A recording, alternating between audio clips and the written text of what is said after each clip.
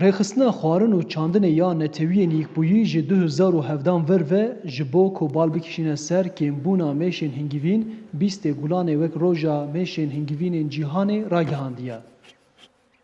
Bi mebesta vê rojê yekbûyiya mêşvanên Wanê li taxa Qurûbaşa bajarokê Artemî tê pêşbirka dolkirina hingivîn pêk anîn da ku hingivê xwezayiyê xweşyê Wanê bidin naskirin.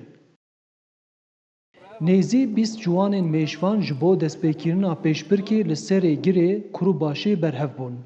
Piştî ku qotîka hingiv jor da hat dolkirin, ciwanan jî dest bi bazê kirin û hewl dan ku qotîka hingivîn bigirin. Di dema bazê da hin kes ketin lê dîsa jî dest ji pêşbirkê neberdan û hewl dan ku ser bikevin. Di dawiya pêşbirkê da ciwanê bi navê Nêçîrvan Mamedî serkeft û wek xelat nîvzêrek dest xist. Îro roja cîhanê ya hingivînê leyza me hebû. Zikê bîst liba bûn. Me xwe berdem du re hatin, du qotikê re. Keftine pê me girt ez bûme yekemîn. Ez gelek kêfxweşim. Gelek spas dikim Xelîl abê. Serokê Yekbûyiya Mêşvanên Wanê, Xelîl Tandoğan, behsê taybetmendiya hingivê Wanê kir û got ku ew dixwazin bi van çalakiyan hingivê Wanê bidin naskirin.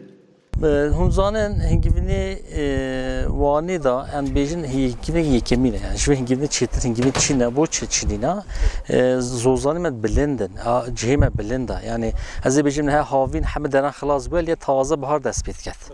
Aha wê şeklî hingivînê me rûmet û qîmet e yani. Tandoğan got ku ew dixwazin çalekiyên bi vî şeklî her sal bidin berdewam kirin. Me çavlem vê her sal berdevam bikim. Her sal vê mehêvê rojê em berdevam bikin. Hingivînê Wanê çawan îro millet dûra baz da. Millet dûra revî ço ci bigirî. Çawan mêş eşq û evînî çite çiçek û zozanan çolûçiyat gehrîtin. Me jî divê hingivînê Wanê wî şeklî bête heskirin lê bête gehriyan. Yani me divê hingivînê Wanê Tirkiyeyê de, Dunyayê de, Avrupayê de bête zanîn, bête naskirin, cemile jî dûra bazîtin. Here Wanê bi jingeha xwe ya xweşik, nav û denge û bi saya kulîlkên cûr be cûr hingivê baş derdikeve. Ji ber vê yekê hingivê Wanê bi tehma xwe ya xweş, taştiya Wanê ya nav û deng jî dixemilîne. Mêşvanên Wanê bi van çalakiyan dixwazin herkes ji vê tehma xweşik ya hingivê vî bajarî agahdar bin.